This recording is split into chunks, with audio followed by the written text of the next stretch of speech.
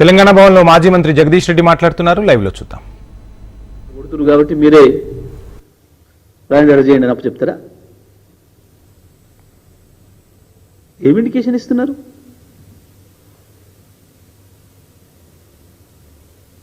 ఏం లేదు, ఎంత కూడా ప్రైవేటైజేషన్ చేయడానికి లోపడంగా మాట్లాడుకొని ఏం సాగు చెప్పాలి అంటే ఏది దొరకక చివరికి ప్రజల్ని దొంగలు చేసి మన ప్రజల్ని మనం అవమానించుకుంటూ ప్రైవేటులకు అప్పచెప్పాలన్న కుట్రలో భాగంగా ఈ మాటలు మాట్లాడుతున్నారు.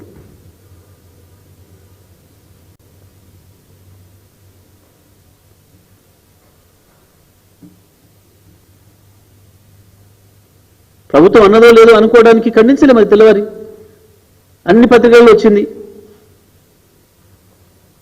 ఎవరైనా నిజం కాకపోతే ఎందుకు మాట్లాడాలి?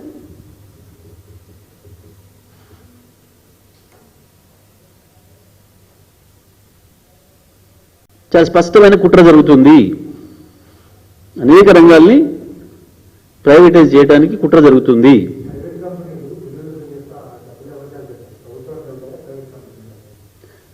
అదే వాళ్ళు ఏ పద్ధతిలో చేస్తారు, దేని కొరకు, వాళ్ళకి ఎంత కమిషన్ ఇస్తావు, మరి మన ఉద్యోగస్తులు ఎందరూ ఏం కావాలి, దాంట్లో మన ఉద్యోగస్తుల పాత్ర ఏంది, ప్రైవేట్ వాడికి ఎన్ని డబ్బులు ఇవ్వాలని వసూలు చేసి ఇచ్చినందుకు,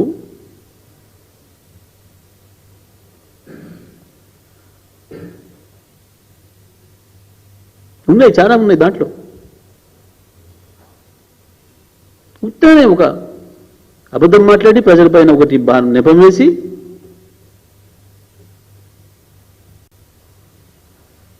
ఆడ అమలు చేస్తాం. ఎట్టి పరిస్థితులలో దీన్ని బీఆర్ఎస్ అంగీకరించదు. కేసీఆర్ గారు, బీఆర్ఎస్ పార్టీ మొదటి నుంచి స్పష్టమైన నిర్ణయంతో ఉన్నారు. ప్రభుత్వ రంగ సంస్థల్ని బతికించుకోవాలి, ప్రభుత్వ రంగ సంస్థలే సరైన పద్ధతుల్లో సేవలు అందిస్తాయి, ప్రభుత్వ రంగ సంస్థల ద్వారానే ప్రజలకు నాణ్యమైన సేవలు అందుతాయి, అన్ని వర్గాల ప్రజలకు ఎవరికి కావాల్సిన రక్షణలు వాళ్ళకు వస్తాయి, సబ్సిడీ రూపంలో, ఇతర రూపంలో. ప్రైవేట్ వాళ్ళకు అప్పచెప్తే మాత్రం విద్యుత్ రంగం నాశనం అయిపోతుంది, ప్రజల బతుకులే దెబ్బతింటాయి. ప్రత్యేకించి బీద ప్రజలకు విద్యుత్ నుంచి దూరం చేయడం తప్ప ఇంకోటి కాదు. అయినా 200 యూనిట్ల వరకు నువ్వు ఉచితంగానే ఇస్తానన్నాక ఓల్డ్ సిటీలో వాస్తవానికి పాపం సాధారణమైన ప్రజలు 200 యూనిట్ల కంటే ఎక్కువ కాల్చుకునే ఇల్లే లేదు పాపం. మీరు ఎవరి మీదనైతే నిపం పెడుతున్నారో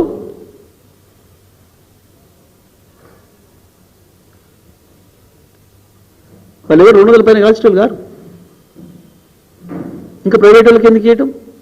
ఎవరైనా బీద ప్రజలే కట్టలేరు, కట్టలేకపోతే తిండికి వెళ్ళని వాళ్ళు, రోజు కూలి పోతే కూలి దొరకని వాళ్ళు, ఏదైనా చిన్న చిన్న ఇక్కడెక్కడ ప్రైవేట్గా పని చేసుకుని బతికే వాళ్ళు ఎవరైనా ఒక నెల ఆలస్యమైతే అవుతుండొచ్చు. ఇలా ఏదైనా ఆకస్మికంగా అనారోగ్యం